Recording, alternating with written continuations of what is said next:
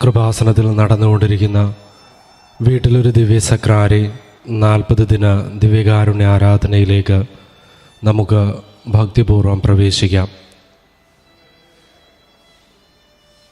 ദിവ്യബലിയിൽ വൈദികൻ ഈശോയുടെ തിരുശരീരം എടുത്ത് ഉയർത്തിക്കൊണ്ട് പറയും, ഇതാ ദൈവത്തിൻ്റെ കുഞ്ഞാട്, ലോകത്തിൻ്റെ പാപങ്ങൾ നീക്കുന്നവൻ, കുഞ്ഞാടിൻ്റെ വിരുന്നിന് ക്ഷണിക്കപ്പെട്ടിരിക്കുന്നവർ അനുഗ്രഹീതർ.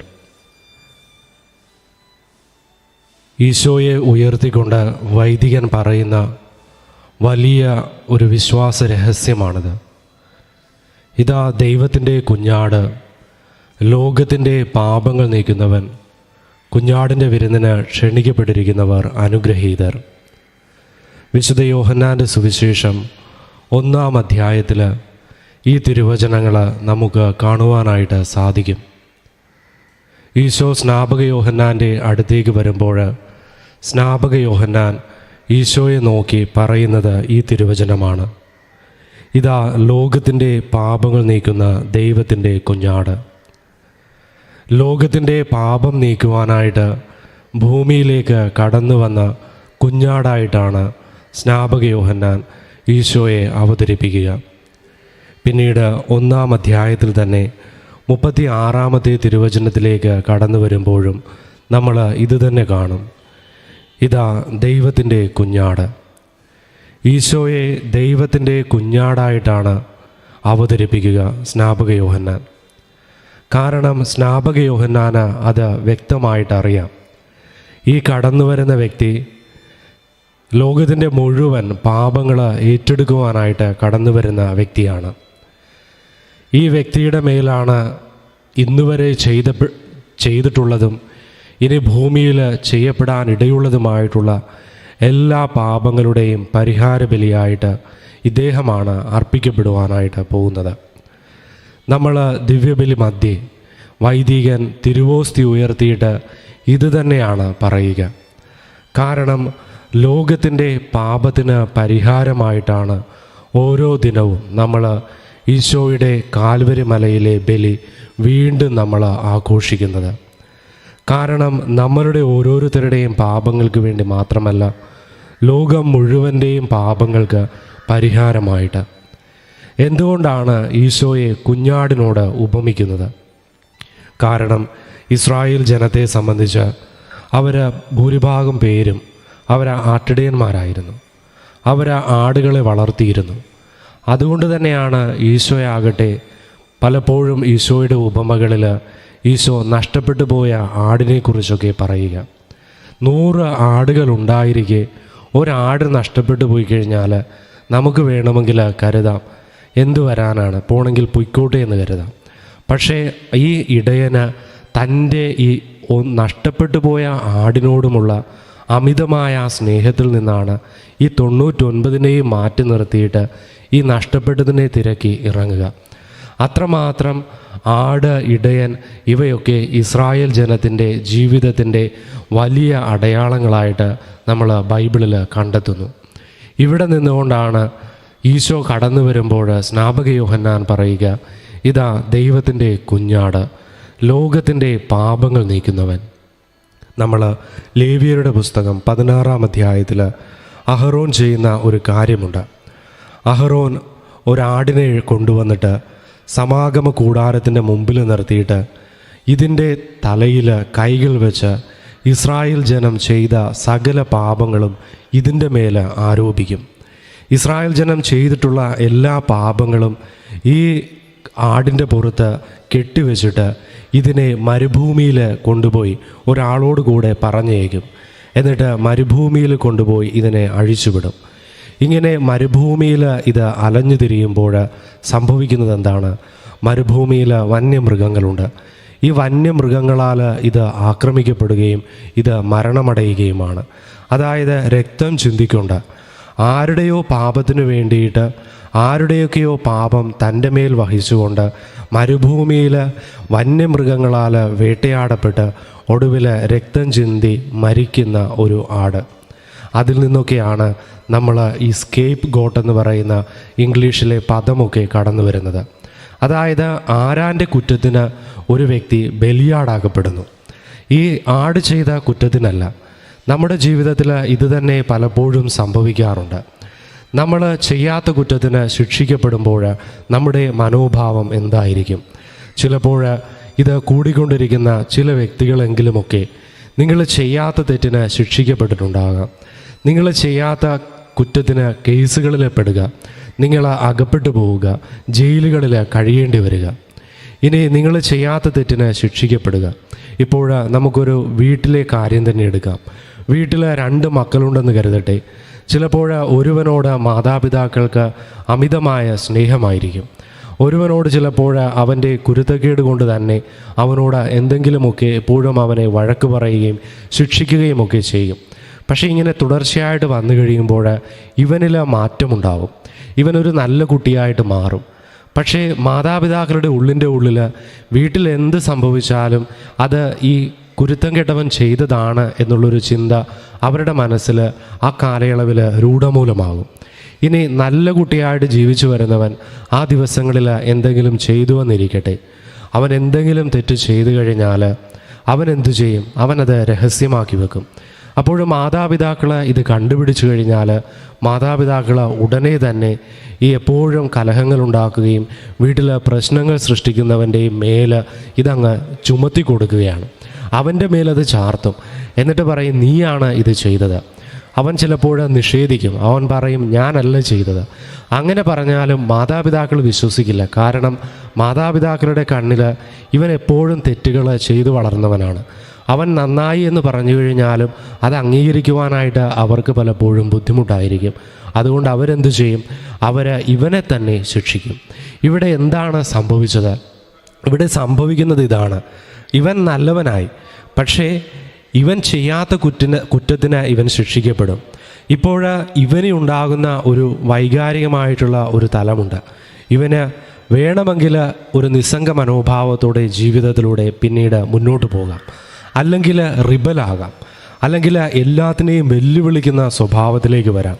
പിന്നീട് മാതാപിതാക്കൾ എന്ത് ചെയ്തു കഴിഞ്ഞാലും മാതാപിതാക്കളോട് ഇവന് വെറുപ്പിൻ്റെ പേരിൽ കലഹിക്കുന്ന രീതിയിലേക്ക് ഇവന് മാറാം. ഇങ്ങനെ പിന്നീട് കുടുംബത്തിലും സമൂഹത്തിലുമൊക്കെ ഇവന് വേണമെങ്കിൽ പ്രശ്നങ്ങൾ സൃഷ്ടിക്കുന്ന ഒരു വ്യക്തിയായിട്ട് വളരാം, അല്ലെങ്കിൽ ഇതും സഹിച്ചുകൊണ്ട് വീണ്ടും നന്മയിൽ തന്നെ വ്യാപരിക്കുവാനായിട്ട് സാധിക്കും. ഇത് ഏത് വേണമെന്ന് ആ വ്യക്തിയായിരിക്കും തിരഞ്ഞെടുക്കുന്നത്. പക്ഷേ ഉള്ളിൻ്റെ ഉള്ളിൽ എപ്പോഴും ഇവനെ അലട്ടുന്നത്, ഞാൻ ചെയ്യാത്ത തെറ്റിനാണല്ലോ ഞാൻ ശിക്ഷിക്കപ്പെട്ടത്. ഇപ്പോൾ പരീക്ഷയിൽ കോപ്പിയടിക്കുന്ന കുട്ടികളായിരിക്കാം. ചിലപ്പോൾ കോപ്പിയടിക്കുന്ന സമയത്ത് പിടിക്കപ്പെടുകയാണ്. ആ സമയത്ത് അടുത്തിരിക്കുന്നവനായിരിക്കും കോപ്പി അടിച്ചത്. അവൻ്റെ അടുത്തേക്ക് ടീച്ചർ വരുന്നത് കാണുമ്പോഴേക്ക് ഇവൻ ഈ പേപ്പർ എടുത്ത് ഈ അടുത്തിരിക്കുന്നവൻ്റെ പേപ്പറിൻ്റെ അടിയിലേക്ക് വെക്കുന്നു, അല്ലെങ്കിൽ തള്ളി വെക്കുന്നു. ഇത് കണ്ട് ടീച്ചർ ഈ കുറ്റം ചെയ്യാത്തവനെ പിടിക്കുകയും ശിക്ഷിക്കുകയും ചെയ്യുമ്പോൾ ഇവൻ്റെ മനസ്സിൽ വലിയ വിദ്വേഷമാണ്. അവന് തൻ്റെ ഇന്നസെൻസ്, അവൻ്റെ നിഷ്കളങ്കത തെളിയിക്കുവാനായിട്ട് ഒരു മാർഗം പോലും ഇല്ലാത്ത രീതിയിലേക്ക് വരും.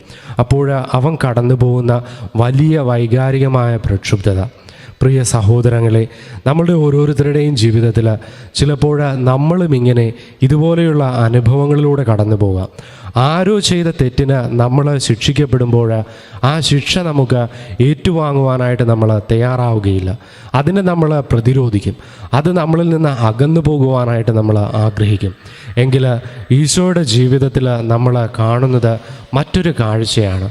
ഈശോ ഈ ഭൂമിയിലേക്ക് കടന്നു വരുന്നത് മറ്റൊന്നിനുമല്ല, ഈ ജനം മുഴുവൻ ഇന്നുവരെ ചെയ്തതും ഇനി ചെയ്യാനുള്ളതുമായിട്ടുള്ള സകല പാപങ്ങളും തൻ്റെ മേൽ ഏറ്റെടുക്കുവാനായിട്ട് ഈശോനാഥൻ കടന്നു വരികയാണ്. ഇനി കടന്നു വന്നു എന്ന് മാത്രമല്ല, ഈശോ ഈ പാപങ്ങളെല്ലാം ഏറ്റെടുത്തു. പാപങ്ങൾ സന്തോഷത്തോടെ ഏറ്റെടുത്ത് മനുഷ്യരാൽ അത്രമാത്രം നിന്ദിക്കപ്പെടുകയും അപമാനിക്കപ്പെടുകയും പീഡിപ്പിക്കപ്പെടുകയും ചെയ്തു. ഒരു വ്യക്തിയെ എത്രമാത്രം മനുഷ്യനെന്ന നിലയിൽ പീഡിപ്പിക്കാവുമോ അതിൻ്റെ എല്ലാത്തിൻ്റെയും മൂർധന്യ അവസ്ഥയിൽ ഈശോയെ പീഡിപ്പിക്കുന്നുണ്ട്. നമ്മൾ വായിക്കുന്നു, മുഖത്ത് തുപ്പി എന്നൊക്കെ. അതായത് മുഖത്ത് അടിക്കുന്നത് തന്നെ നമുക്ക് വലിയ ഇഷ്ടക്കേടുള്ളൊരു കാര്യമാണ്. ആരെങ്കിലും കരണത്തടിച്ചെന്ന് പറഞ്ഞു കഴിഞ്ഞാൽ അത് പ്രത്യേകിച്ച് പുരുഷനെ ആണെങ്കിൽ ഒരിക്കലും അത് അംഗീകരിക്കുവാനായിട്ട് സാധിക്കില്ല. ചിലപ്പോൾ ഭാര്യാഭർത്താക്കന്മാർ തമ്മിലുള്ള ബന്ധങ്ങളിൽ വഴക്കുകളുടെ ഇടയിൽ ചിലപ്പോൾ ഭർത്താക്കന്മാർ ഭാര്യമാരെ കരണത്തടിക്കും. അടിക്കാൻ പാടില്ല, പക്ഷേ ചിലപ്പോൾ അടിച്ചെന്ന് വരാം, അടിച്ചിട്ടുമുണ്ടാകാം. അത് ചിലപ്പോൾ സ്ത്രീകൾ അംഗീകരിക്കും. പക്ഷേ ഒരു സ്ത്രീ ഒരു പുരുഷൻ്റെ കരണത്തടിച്ചു എന്ന് കേട്ടുകഴിഞ്ഞാൽ അത് പലപ്പോഴും അംഗീകരിക്കാനായിട്ട് സാധിക്കുകയില്ല. എങ്കിൽ ഈശോയാകട്ടെ കരണത്തെ അടികൊണ്ടു എന്ന് മാത്രമല്ല, ഈശോയുടെ മുഖത്ത് തുപ്പി. നമ്മൾ ചിലപ്പോൾ നമ്മുടെ അയൽക്കാരൊക്കെ തമ്മിൽ വഴക്കുകളുണ്ടാകും. ഇങ്ങനെ വഴക്കുകളുണ്ടാകുമ്പോൾ അയൽക്കാർ പരസ്പരം മിണ്ടാതിരിക്കും. ഇവർ പിന്നീട് മിണ്ടില്ല. ഇങ്ങനെ മിണ്ടാതിരുന്ന കുറേയേറെ കാലം കഴിയുമ്പോൾ ചില സമയങ്ങളിൽ വഴികളിലൂടെ ഇവർ മുഖാമുഖം വരുന്ന സന്ദർഭങ്ങളുണ്ടാകും. അപ്പോൾ ദൂരെ നിന്ന് തന്നെ കാണും അവൻ വന്നുണ്ട് അല്ലെങ്കിൽ അവൾ വരുന്നുണ്ട്. അപ്പം തന്നെ ഉള്ളിൻ്റെ ഉള്ളിൽ തിരമാല കണക്കെ ഈ എന്താണ് വെറുപ്പും വിദ്വേഷവും ഒക്കെ ഇങ്ങനെ ഇളകി വരും. ഇങ്ങനെ ഇളകി വരുമ്പോൾ ഇത് പ്രകടിപ്പിക്കണം. പക്ഷേ ഇപ്പോൾ കുറേ കാലമായിട്ട് വഴക്കൊന്നും ഇല്ലാതിരിക്കുകയാണ്. അതുകൊണ്ട് ഇവർ ചിലപ്പോൾ അത് ഒഴിവാക്കാനായിട്ട് നോക്കും. എങ്കിൽ പോലും അടുത്ത് വരുമ്പോൾ ചിലർ എന്തു ചെയ്യും, ഇവരെ കാർക്കിച്ച് തുപ്പും. ഈ വ്യക്തിയെയല്ല, മറിച്ച് പറമ്പിലെവിടെയെങ്കിലും ആയിരിക്കും തുപ്പുന്നത്, പക്ഷേ കാർക്കിച്ച് തുപ്പും.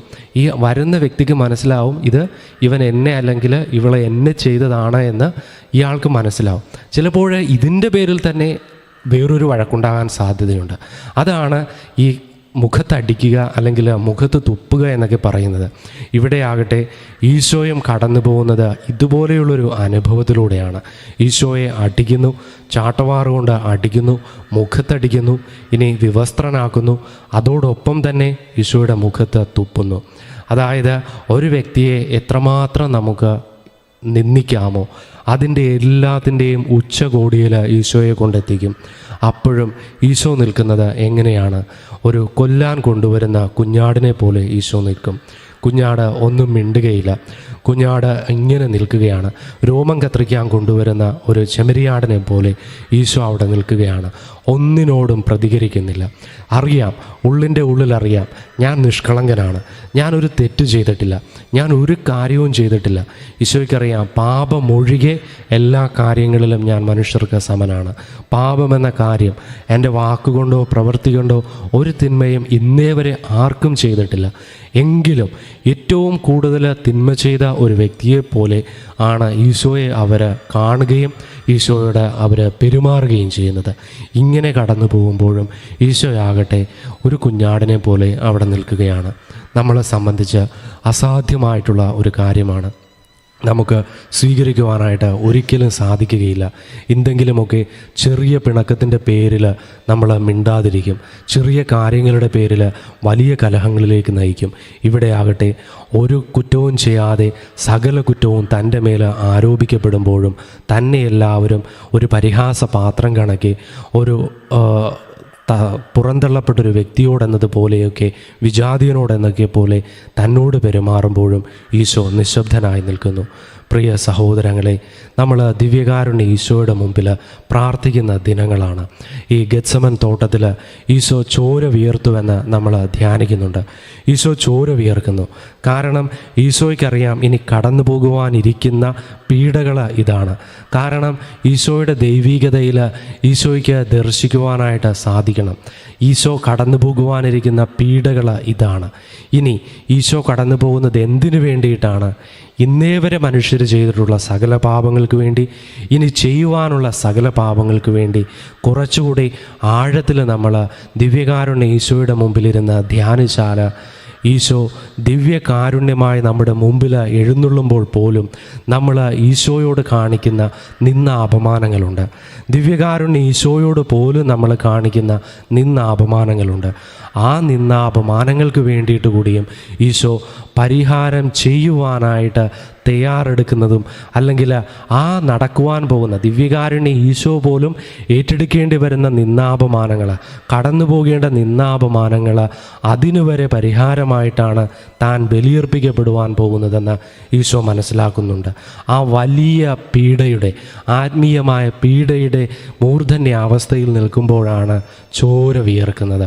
അതാണ് കുഞ്ഞാട് രക്തം ചിന്തുന്നതിന് മുമ്പേ, ശരീരത്തിൽ മുറിവുകളേറ്റ് രക്തം ചിന്തുന്നതിന് മുമ്പേ താൻ കടന്നു പോകുവാനിരിക്കുന്ന പീഡകളെ ഓർത്ത്, അതോടൊപ്പം തന്നെ തൻ്റെ ജനത്തിനു വേണ്ടിയിട്ട് ജനത്തോടുകൂടെ താൻ എന്നുമായിരിക്കുവാനായിട്ട് ദിവ്യകാരുണ്യമായി വരുമ്പോൾ നമ്മൾ ഈശോയെ കാണാതെ പോകുന്ന നിമിഷങ്ങളെ വരെ ഓർത്തായിരിക്കണം ഈശോ നമുക്ക് വേണ്ടിയിട്ട് പ്രായശ്ചിത്തം ചെയ്തത്. കാരണം ദേവാലയങ്ങളിൽ, അനേകം ദേവാലയങ്ങളിൽ ഈശോ ആരാധിക്കപ്പെടാതെ പോകുന്നുണ്ട്. പല ദേവാലയങ്ങളുടെ മുമ്പിൽ കൂടി നമ്മൾ പോകുമ്പോൾ കുറേയേറെ പേര് ദിവ്യകാരുണ്യ സക്രാരിയെ നോക്കി വണങ്ങും, ദേവാലയത്തെ നോക്കി വണങ്ങും. ഒരുപാട് പേര് വണങ്ങാതെ പോകും. ഇങ്ങനെ ഈശോയെ വണങ്ങാതെ പോകുന്ന സ്ഥലങ്ങളുണ്ട്. ചിലപ്പോൾ ദിവ്യകാരുണ്യ ഈശോയുടെ മുമ്പിലായിരിക്കുമ്പോൾ പോലും നമ്മുടെ ചിന്തകൾ പതറിപ്പോകും. നമ്മൾ വേറെ പല കാര്യങ്ങളെക്കുറിച്ച് ചിന്തിക്കും. നമ്മൾ പ്രോപ്പറായിട്ടുള്ള, കൃത്യമായിട്ടുള്ള ആചാരാനുഷ്ഠാനങ്ങളിലൂടെ ഈശോയുടെ മുമ്പിൽ 3 തവണ മുട്ടിന്മേൽ നിന്ന് ഈശോയെ ആരാധിക്കാതെ, അല്ലെങ്കിൽ പരിശുദ്ധ പരമ ദിവ്യകാരുണ്യ ഈശോയ്ക്കെന്ന പ്രാർത്ഥന ചൊല്ലാതെയൊക്കെ നമ്മൾ കടന്നു പോകുന്ന നിമിഷങ്ങളുണ്ട്. ഇതിനെയെല്ലാം ഈശോ തൻ്റെ ഈ ഗെത്സമൻ തോട്ടത്തിലെ പ്രാർത്ഥനയുടെ നടുവിൽ ഈശോ കണ്ടിരിക്കണം. ആ കാഴ്ചയിൽ നിന്നൊക്കെയാണ് ഈശോയാകട്ടെ ഈ രക്തം വിയർത്തുകൊണ്ട് ഈശോ അതിനെക്കുറിച്ച് ആകുലനാകുന്നത്. പ്രിയ സഹോദരങ്ങളെ, ഈ ദിനങ്ങളിൽ 40 ദിന ദിവ്യകാരുണ്യ ആരാധനയിൽ പങ്കെടുക്കുമ്പോൾ ഈശോ ലോകത്തിലെ ദിവ്യകാരുണ്യ സക്രാരികളിൽ ആയിരിക്കുമ്പോൾ പോലും അവിടുന്ന് കടന്നു പോകുന്ന നിന്ന അപമാനങ്ങൾക്ക് വേണ്ടിയിട്ട് കൂടി നമ്മൾ പ്രായശ്ചിത്തം ചെയ്യണം. ഈശോയെ നമ്മൾ ആരാധിക്കണം. അത്രമാത്രം സ്നേഹത്തോടു കൂടെ ഈശോയുടെ മുമ്പിൽ നമ്മൾ ആയിരിക്കുക. അതൊക്കെ കൊണ്ടാണ് ഈശോ കടന്നു വരുമ്പോൾ സ്നാപക യോഹന്നാൻ പറയുന്നത്, ഇതാ ദൈവത്തിൻ്റെ കുഞ്ഞാട്, ലോകത്തിൻ്റെ പാപങ്ങൾ നീക്കുന്നവൻ. ഈശോ നമ്മുടെ മുൻപിൽ തിരുവോസ്തി രൂപനായി ഇപ്പോൾ അൾത്താരയിൽ ആഗതനായിരിക്കുന്നതും നമ്മുടെ പാപങ്ങൾക്ക് പരിഹാരമായിട്ടാണ്. നമ്മൾ അവിടുത്തെ ആരാധിക്കുമ്പോൾ, നമ്മൾ ഈ ആരാധനയുടെ നിമിഷങ്ങളിൽ അവിടുത്തെ സ്തുതിക്കുമ്പോൾ നമ്മൾ ചെയ്യുന്നത് നമ്മുടെ ആഗ്രഹങ്ങൾ അല്ലെങ്കിൽ അഭിലാഷങ്ങൾ സിദ്ധിച്ചെടുക്കുക എന്നതിനേക്കാൾ ഉപരിയായിട്ട് നമ്മുടെ തന്നെ പ്രായശ്ചിത്തങ്ങൾക്ക് പരിഹാരമായിട്ട് അവിടുത്തെ ആരാധിക്കുക എന്നുള്ളതാണ്. അത്തരത്തിലുള്ള വലിയൊരു ദൈവാനുഭവത്തിലേക്ക് കടന്നു വരുവാൻ ദിവ്യകാരുണ്യ ഈശോ നമ്മെ എല്ലാവരെയും സമൃദ്ധമായി അനുഗ്രഹിക്കട്ടെ. പരിശുദ്ധ പരമ ദിവ്യകാരുണ്യ ഈശോയ്ക്ക് എന്നേരവും ആരാധനയും സ്തുതിയും പുകഴ്ചയും ഉണ്ടായിരിക്കട്ടെ.